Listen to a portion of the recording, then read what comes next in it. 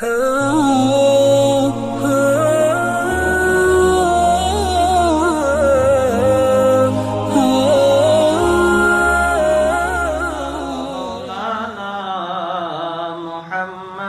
عبده ورسوله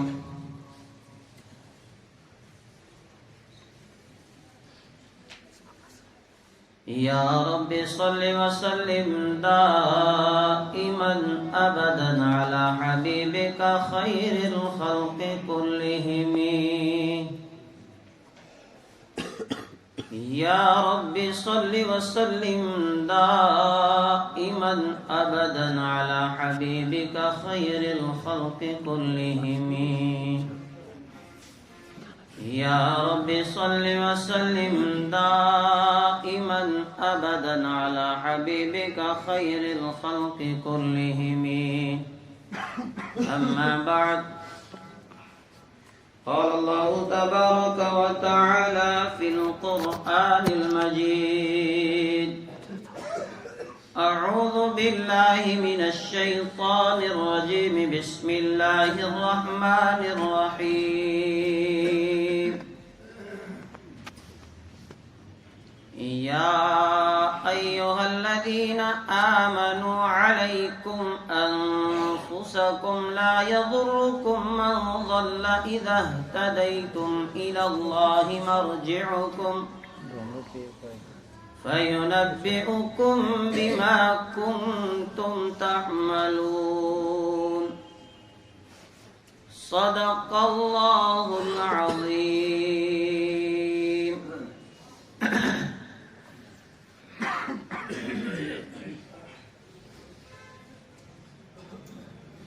برادران اسلام،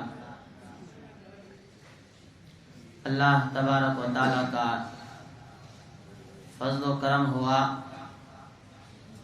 جس رب کائنات نے اس وقت پھر مجھے اور آپ کو دنیا کی تمام مصروفیات سے نکالا، اپنے پاک اور مقدس گھر میں آنے کی توفیق عنایت کی۔ اللہ رب العالمین میرا اور آپ کا آنا قبول فرمائے۔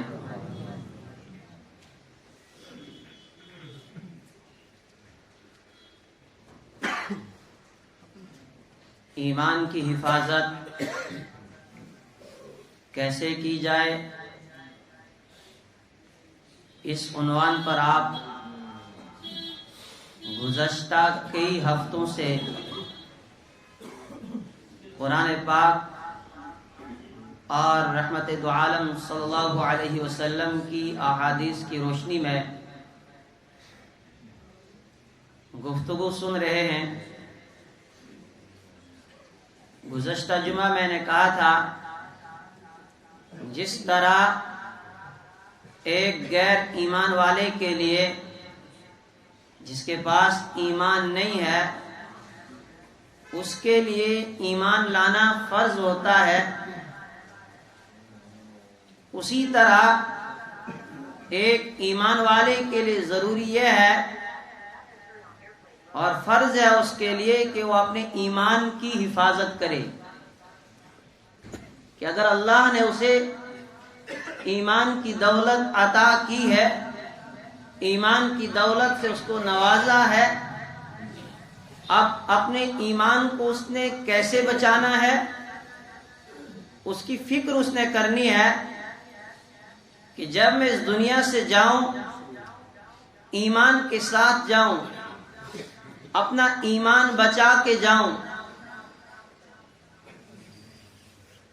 کیونکہ آخرت میں جو فیصلے ہوں گے وہ اسی ایمان کی بنیاد پر ہوں گے۔ اگر انسان کی زندگی کے اندر ایمان نہیں، اگر انسان کی زندگی ایمان سے خالی ہے تو پھر اس کے جتنے بھی اعمال ہیں وہ ریت کے مانند ہیں، وہ راکھ کے ڈھیر کے مانند ہیں، وہ اعمال اس انسان کو کچھ کام آنے والے نہیں ہیں۔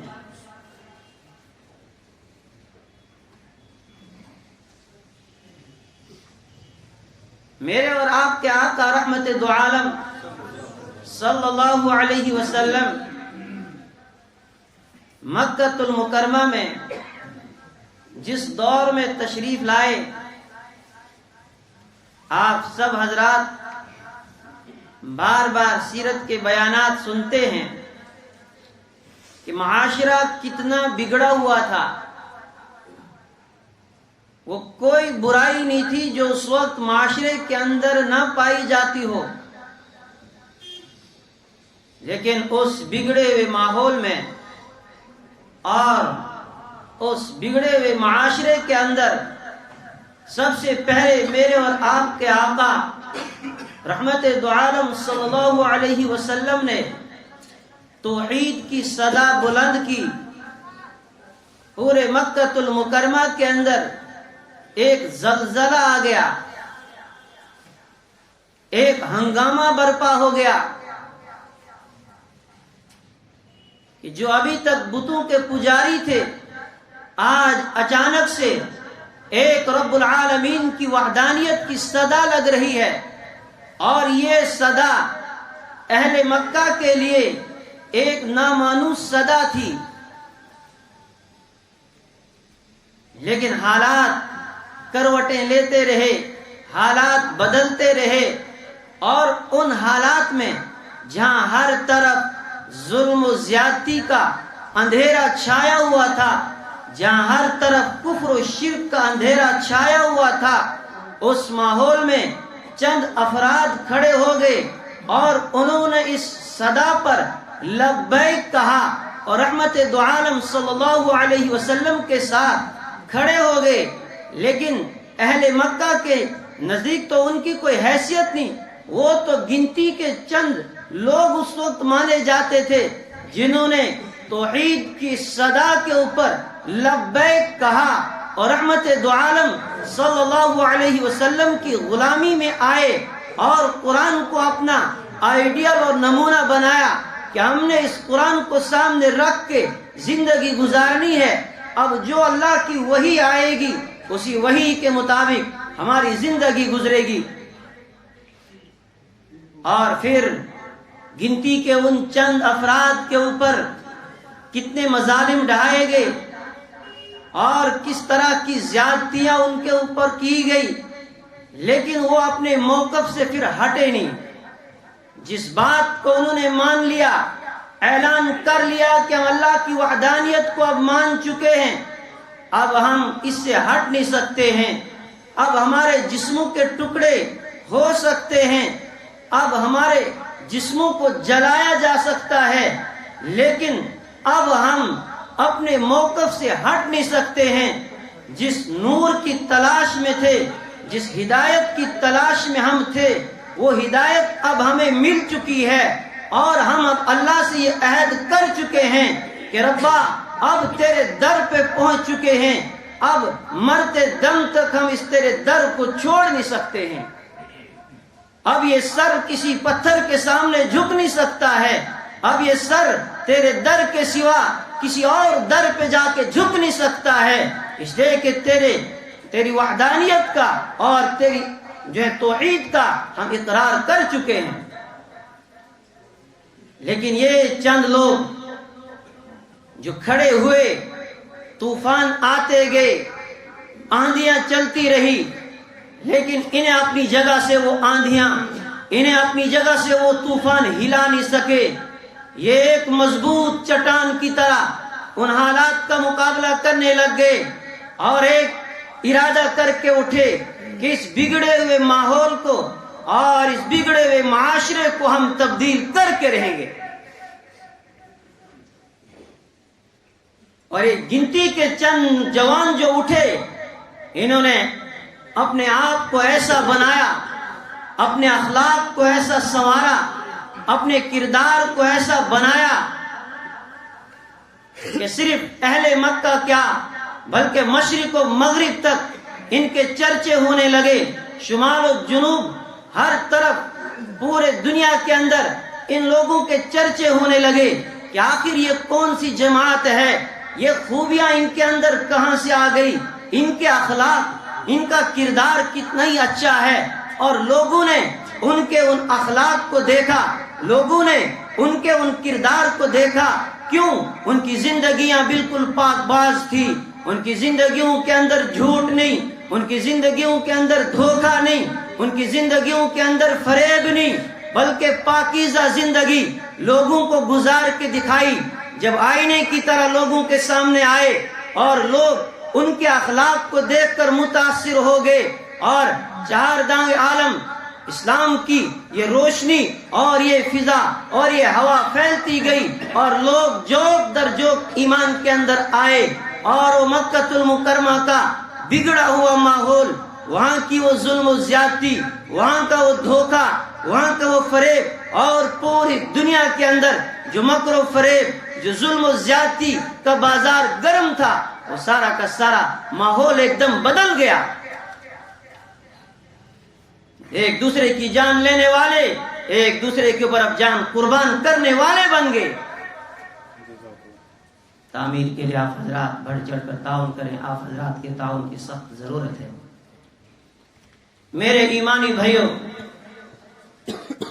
ایسا معاشرہ ان لوگوں نے تیار کیا کہ قیامت تک آنے والے لوگوں کے لیے اس کی مثال دی جانے لگی.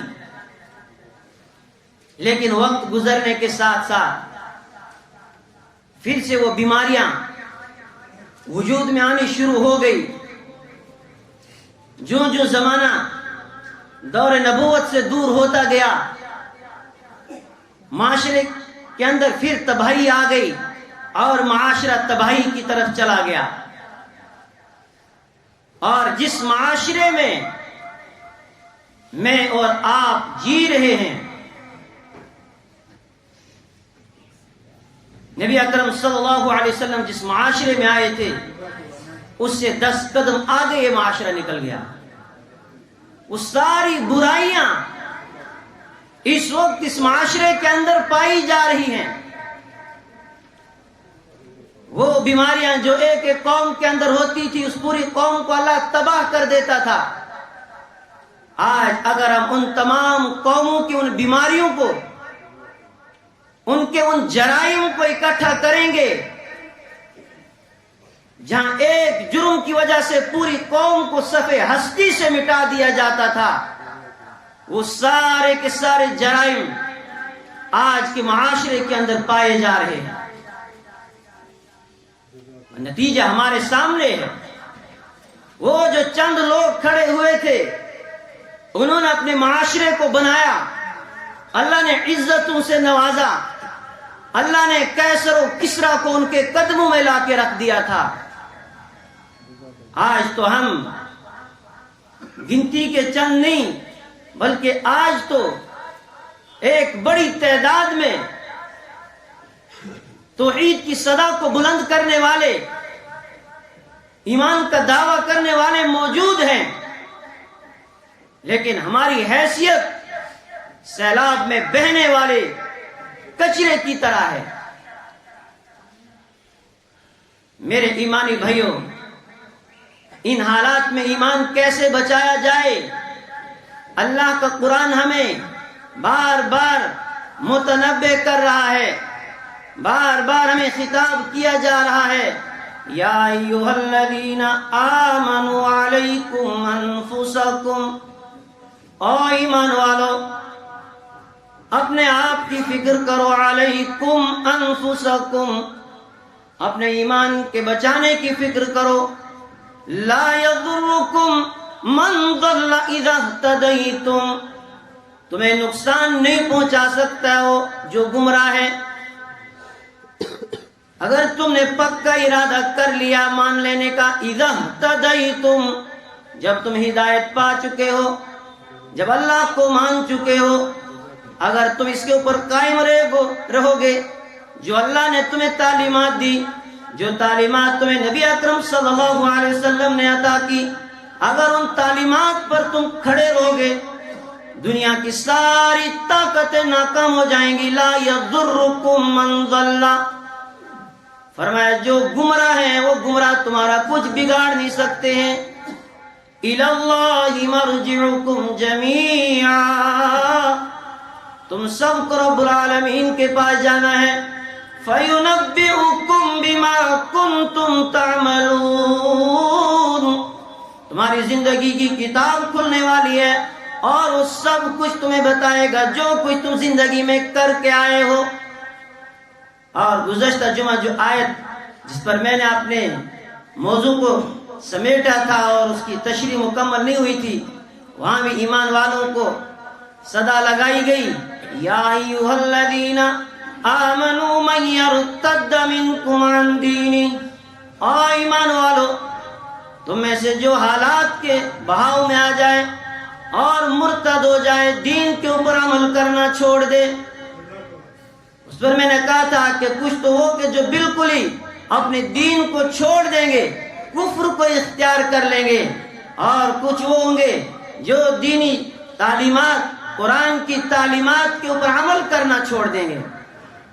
یا ایھا الذین آمنوا من یرتد منکم عن دینہ فسوف یأتی اللہ بقوم یحبهم ویحبونہ. اللہ دوسری قوم کو لائے گا اگر تم قرآن پہ عمل نہیں کرو گے، اگر تم نبی اکرم صلی اللہ علیہ وسلم کی شریعت پہ عمل نہیں کرو گے. اللہ تمہارا محتاج نہیں، وہ تمہارے بدلے میں دوسری قوم کو لائے گا، وہ تمہیں عمل کر کے دکھائیں گے کہ کس طرح شریعت کے اوپر عمل کیا جاتا ہے. کہا کہ اگر تم نہیں مانو گے، اللہ محتاج نہیں ہے، اللہ دوسروں کو اٹھائے گا، وہ عمل کر کے دکھائیں گے. فسوف یأتی اللہ بقوم یحبهم ویحبونہ. اللہ ان سے محبت کرے گا، وہ اللہ سے محبت کریں گے. یجاہدون فی سبیل اللہ، وہ اللہ کے راستے میں جہاد کریں گے، وہ اپنی جانوں کو قربان کریں گے، وہ اپنا مال اللہ کی راہ میں قربان کریں گے. ولا یخافون لومۃ لائم. ملامت کرنے والوں کی ملامت سے گھبرائیں گے نہیں، ڈریں گے نہیں. ذالک فضل اللہ یؤتیہ من یشاء. کہ یہ اللہ کا فضل ہے، یہ جس کو نصیب ہو جائے وہ بڑا نصیب والا ہے. میرے ایمانی بھائیوں، سوچنا ہم نے یہ ہے کہ معاشرے کے بنانے میں اس وقت ہمارا کیا رول ہے اور اس کے بگاڑنے میں ہمارا کیا رول ہے. تو جب ہم معاشرے میں نظر ڈالتے ہیں تو پتہ یہ چلتا ہے کہ اس معاشرے کو سدھارنے کے لیے ہم نے 1% بھی کام نہیں کیا ہے، اور اس معاشرے کو بگاڑنے میں ہمارا برابر کا ہاتھ ہے. ہم 100% اس معاشرے کو بگاڑنے میں لگے ہوئے ہیں. دعویٰ ہمارا ایمان کا، لیکن عمل ہمارا قرآن کے خلاف ہے، عمل ہمارا نبی اکرم صلی اللہ علیہ وسلم کی شریعت کے خلاف ہے. جب انسان کے اندر سے ایمان نکل جاتا ہے، پھر یہ انسان درندہ بن جاتا ہے، پھر انسانیت مر جاتی ہے، پھر انسانیت باقی نہیں رہتی ہے. آپ ہر طرف آج دیکھیں گے بے حیائی جس عروج پر ہے. اس بے حیائی کو پروموٹ کرنے والے، اس کو پھیلانے والے کون ہیں؟ اس بے حیائی کو پھیلانے والے میں اور آپ ہیں. اس لیے کہ اللہ نے ہمیں ذمہ دار بنا کے بھیجا تھا، اور نبی اکرم صلی اللہ علیہ وسلم نے فرمایا تھا کلکم راع وکلکم مسئول عن رعیتہ. لوگوں، تم سب کو ذمہ دار بنایا گیا ہے اور تم سب کو تمہاری ذمہ داری کے بارے میں سوال ہونا ہے. جس کے اوپر جتنی بڑی ذمہ داری ہے اس کو اتنا ہی پوچھا جائے گا. ایک گھر کا بڑا آدمی اپنے گھر کا نگراں ہے، اپنے گھر کا ذمہ دار ہے. وہ اپنے گھر کے ماحول کو بنا سکتا ہے، وہ اپنے گھر کے ماحول کو سدھار سکتا ہے، لیکن ہم نے گھر کے ماحول کو بنانے کی کوشش نہیں کی. آج مائیں بہنیں بے حیا، آج نوجوان بے حیا، نشے میں مبتلا، اور ماں باپ رو رہے ہیں، پیٹ رہے ہیں کہ کیا کریں، بچہ نشے میں مبتلا ہو گیا ہے. آخر اس نشے کے اندر اس کو دھکیلنے والا کون ہے؟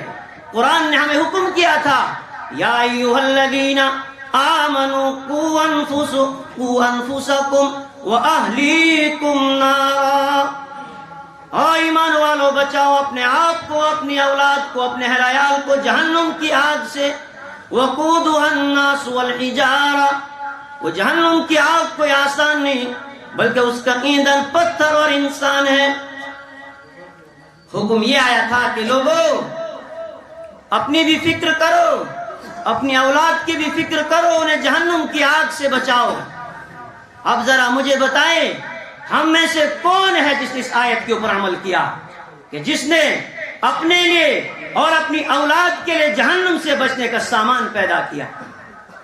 جب ہم نے اس آیت پر عمل نہیں کیا, جب ماں باپ کو انفسکم واہلیکم عمل کرتے تو بچہ وبالوالدین احسانا پر عمل کرتا, کیونکہ اس کے لیے حکم تھا کہ ماں باپ کے ساتھ اچھا سلوک کر. لیکن اس نے وہ تب اس آیت پر عمل کرتا جب ماں باپ نے کو انفسکم واہلیکم نعرہ پر عمل کیا ہوتا, اس نے بچے کی تربیت کی ہوتی, وہ بچہ پھر ماں باپ کی قدر کو جانتا, وہ بچہ پھر ماں باپ کی عزت و احترام کو سمجھتا. لیکن ہم نے اس پر عمل کرنا چھوڑ دیا اور نتیجہ یہ نکلا کہ آج جوان بیٹا باپ کو گھر سے دھکے دے کے باہر نکال رہا ہے. ماں باپ رو رہے ہیں لیکن یہ نہیں سوچتے کہ آخر یہ تباہی آئی کیوں. اگر ہماری بیٹیاں بے حیائی کی طرف جا رہی ہیں, اگر نوجوان بدکاری کی طرف جا رہا ہے, زنا عام ہوتا جا رہا ہے, نکاح مشکل بنتا جا رہا ہے, آخر اس میں غلطی کس کی ہے؟ اس میں قصور کس کا ہے؟ اس میں قصور میرا اور آپ کا ہے.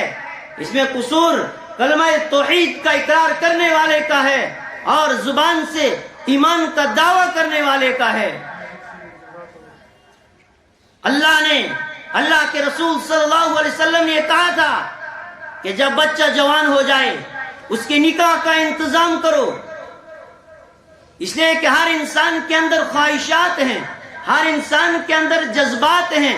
اللہ نے انسان کی جو فطرت بنائی, انسان کی جو طبیعت بنائی, اس کے اندر کچھ خواہشات, کچھ جذبات ہیں. پھر اس انسان کو یوں جانور کی طرح چھوڑا نہیں گیا بلکہ اس کے ارد گرد کچھ حد لگائی گئی, اس کو حد کے اندر بند کر دیا گیا اور اسے یہ کہا گیا کہ تیرے جسم کے اندر خواہشات ہیں, اس کے لیے تجھے میں نے حلال راستہ دیا, تو نکاح کر, نکاح کے ذریعے سے ان خواہشات کو پورا کرو. لیکن ہم نے بچوں کے نکاح کرانے چھوڑ دیے کہ ابھی چھوٹا ہے, اب اس کے پاس روزگار نہیں ہے, کہاں سے لائے گا, کہاں سے کمائے گا, بعد میں دیکھا جائے گا. میرے ایمانی بھائیوں, وہ لوگ ذرا سوچیں, اپنے آپ کو آپ اس عمر پہ لا کے دیکھیں کہ جب آپ اس عمر میں تھے, جب آپ کی عمر 25 سال, 20 سال, 26 سال تھی, آپ کے جذبات اس وقت کیا تھے؟ آپ آج 50 سال میں پہنچے ہیں, 60 سال میں پہنچے ہیں, آپ اس 50 سال کے 25 سال کے جوان کو اپنی عمر پر کیوں قیاس کرتے ہیں؟ آپ کے جذبات اب ٹھنڈے پڑ چکے ہیں, مر چکے ہیں, لیکن اس کی تو جوانی ابھی شروع ہوئی ہے. اور ہر آدمی بایزید بستامی نہیں ہے, ہر آدمی خواجہ معین الدین چشتی نہیں ہے کہ وہ اپنے آپ کو پھر اپنے نفس کو کنٹرول کر پائے. اور پھر 95% جوان وہ ہوتے ہیں جو باہر منہ مارتے ہیں, جو بدکاری کے اندر مبتلا ہو جاتے ہیں. 95% بہنیں ایسی ہیں جب اپنی خواہشات کو قابو نہیں کر پاتی ہیں کہ ہر بہن پھر رابعہ بصریہ نہیں ہے کہ رابعہ بصریہ جیسا خوف اس کے دل کے اندر ہو اور پھر وہ اپنے آپ کو قابو کر لے, نہیں ہو پاتا ہے. شیطان انسان کے ساتھ لگا ہوا ہے. آج آپ دیکھیں جگہ جگہ زنا کے اڈے کھلے ہوئے ہیں. آج کوئی محلہ ایسا نہیں بچا جہاں بڑے بڑے ریکٹ نہ چلتے ہوں, جہاں زنا اور فحاشی کو عام نہ کیا جاتا ہو. اس فحاشی اور زنا بدکاری کو عام کرنے والا کون ہے؟ اس کے ذمہ دار کون ہے؟ یہ وہ ماں باپ ہیں جن کے گھروں میں جوان بچے ہیں اور ان کی وہ شادی نہیں کر رہے ہیں, کہتے ہیں چھوٹا ہے. یہ نہیں معلوم اس نے ابھی باہر کتنی جگہ منہ مارا اور کتنے بچوں کو اس نے ضائع کیا ہوگا ابارشن کروا کے لڑکی کا, اور آپ یہ کہتے ہیں کہ یہ چھوٹا ہے. میرے ایمانی بھائیوں, کیا جواب دو گے کل اللہ کی عدالت میں؟ فرمایا جس کے گھر میں جوان بچی ہو اس نے اس کے نکاح کا انتظام نہیں کیا، کل قیامت کے دن اس کی بیماری کا جو خون ہے، اس کا خون ہوتا ہے، وہ اس کے ماں باپ کو گرم کر کے پلایا جائے گا۔ تیار ہو اس کے لیے میرے ایمانی بھائیوں۔ نبی اکرم صلی اللہ علیہ وسلم نے فرمایا جس کی اولاد کوئی گناہ کرے اور ماں باپ نے اس کے نکاح کا انتظام نہیں کیا اور وہ اگر گناہ میں مبتلا ہے، وہ سارا گناہ اس کے ماں باپ کے سر پر ہے، اس لیے کہ ماں باپ کی ذمہ داری تھی کہ جب بچہ جوان ہوا تھا اس کے نکاح کا وہ انتظام کرتا۔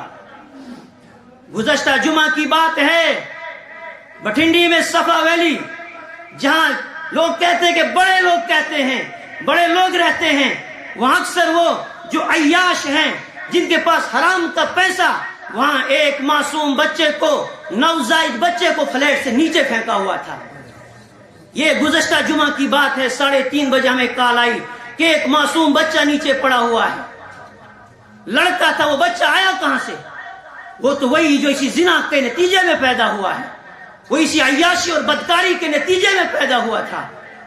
انسانیت مر گئی، ایک معصوم بچے کو نیچے پھینکا ہوا اور اسی طرح وہ مر گیا۔ پچھلے مہینے کی بات ہے، پریڈ کے پاس ایک بچہ کچرے کے ڈبے سے مل گیا۔ انسانیت مر رہی ہے اور پھر ہم یہ کہیں کہ حالات ہیں، ابھی کچھ نہیں ہوا۔ میں کہتا ہوں جس وقت وہ بچہ پھینکا گیا ہوگا، اللہ جلال میں آیا ہوگا، اور ایسا لگتا کہ اس بٹھنڈی کو تباہ کر دیتا اور یہاں پر کوئی زلزلہ آتا، یہ سارے مکان زمین میں دھس جاتے، لیکن نہ جانے کس اللہ والے کی دعا سے ہم اس وقت بچ گئے ہیں۔ میرے ایمانی بھائیوں، سوچو، ابھی وقت ہے، ابھی وقت ہے، سدھر جاؤ، ورنہ یاد رکھنا قوم لوط کی طرح اللہ تباہ کرے گا، آسمانوں سے پتھروں کی بارش برسے گی، قوم نوح کی طرح طوفان آئے گا۔ اگر ہم باز نہیں آئے، اللہ مہلت دے رہا، میرے بندو آؤ واپس، ابھی تمہیں مہلت دے رہا ہوں میں۔ میرے نوجوان ساتھیوں، یاد رکھو یہ زنا قرض ہے۔ اگر چاہتے ہو کہ میری ماں کی عزت بچے، میری بہن کی عزت بچے، میری بہن کو، میری ماں کو کوئی بری نظر سے نہ دیکھے، لہذا دوسروں کی ماں کی عزت کرنا شروع کرو، دوسروں کی بہنوں کی عزت کرنا شروع کرو۔ خدا کی قسم، رب تمہاری ماں اور بہنوں کی عزت و عصمت کی حفاظت کرے گا۔ یہ میرا درد دل ہے۔ محلے محلے کے اندر نشہ ہے، اور جب کسی سے بات کرتا ہوں آگے سے یہ کہتے ہیں کہ کرنے دو جی، ہم کیا کریں، اور جی وہاں ریکٹ چل رہا ہے، زنا عام ہو رہا ہے، کہتا ہے اس کی پہنچ بڑی دور تک ہے۔ وہ مسلمانوں، اگر اب بھی نہ جاگے، یہ مت سوچنا کہ آج اس گھر میں ہو رہا ہے، یہ آگ میرے گھر تک نہیں پہنچے گی، یہ آگ پہنچے گی، اور اس وقت رو گے، اس وقت پچھتاؤ گے۔ اپنے محلے کی حفاظت کرو، جاگ جاؤ، جو لوگ اس میں مبتلا ان کو بے نقاب کرو، نشے والوں کو سامنے لاؤ۔ ہاں، اگر کوئی بڑا سے بڑا منسٹر، بڑا سے بڑا آفیسر اس کے اندر مبتلا ہے، اس کو بھی ہم نے بے نقاب کرنا ہے۔ اگر حکومت ان کاموں کو نہیں روک سکتی ہے، پھر وہ ہمیں اجازت دیں، ہم دکھائیں گے کہ کس طرح نشے کو ختم کیا جاتا ہے، کس طرح بے حیائی اور بدکاری کو ختم کیا جاتا ہے، پھر ہم کر کے دکھائیں گے۔ اگر آپ لوگوں کو اللہ نے ذمہ داری دی تھی، اگر آپ اپنی ذمہ داری پوری نہیں کر پا رہے ہیں، ہم کر کے دکھائیں گے۔ میرے ایمانی بھائیوں، اس وقت جاگنے کی ضرورت ہے۔ ایمان بچاؤ اپنا، اپنی نسلوں کا۔ ہماری اولادیں مرتد ہو چکی ہیں، ماں باپ کو پتہ نہیں ہے، ان کے ذہن مر چکے ہیں، ان کی فکر مرتد ہو چکی ہے، ان کی سوچ مرتد ہو چکی ہے۔ اپنے اولادوں کو اپنے قابو میں لاؤ، اپنی بیٹیوں کو پردہ کرواؤ، ان کو بے لگام مت چھوڑو ورنہ رو گے۔